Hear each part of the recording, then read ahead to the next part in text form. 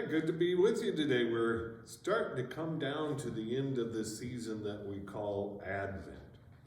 This Sunday is the fourth Sunday of Advent, and it happens to also be Christmas Eve.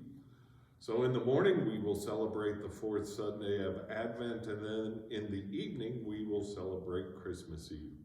We have two Christmas Eve services, one at 5:30 and one at 9.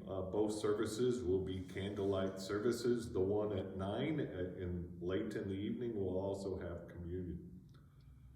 And we've been in this theme of how is it that a weary world can rejoice in this season? And we've been answering that in varied ways, and we continue that. One of the ways we can rejoice in this weariness is by singing. On this, the fourth Sunday of Advent, we have two readings, both out of Luke. The first reading is Zechariah. Zechariah, as you might remember, was struck mute when he found out that his wife was going to have a child, and now the child's born. They've circumcised him. He names him John, and Zechariah's voice comes back. And what does Zechariah do with his voice? But he sings this song of praise, this song of gratitude, this song of joy in that moment. The other reading, also from Luke, is when Mary goes to meet Elizabeth.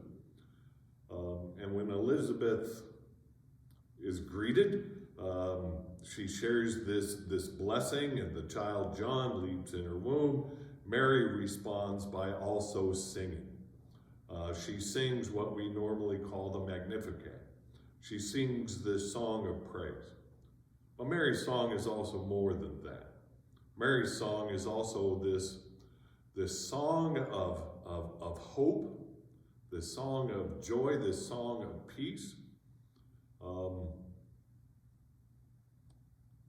And we too need to sing in this weariness of the world.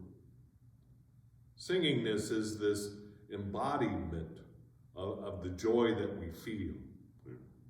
It's a physical thing that happens to us, and singing, therefore, can also transform us. So in this, the fourth season of Advent, we are invited to sing our joy, to sing our peace, to sing our hope. One of the things that comes out of the Magnificat that brings Mary great hope and great joy is in a remembrance of everything that God has done.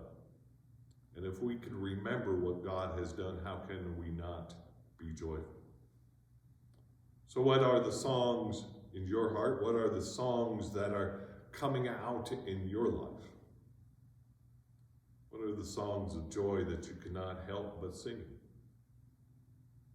And a second thought for Christmas Eve, because we're not sure that, we are sure that there won't be a meditation next week. It's a chance for our staff to kind of rest after this hectic season of Advent and Christmas. And so this second thought. On Christmas Eve, we will read the Christmas story, and as you know, in the Christmas story, Jesus is born in a manger because there was no room for them in the inn. It doesn't really matter where Jesus is born. It really doesn't.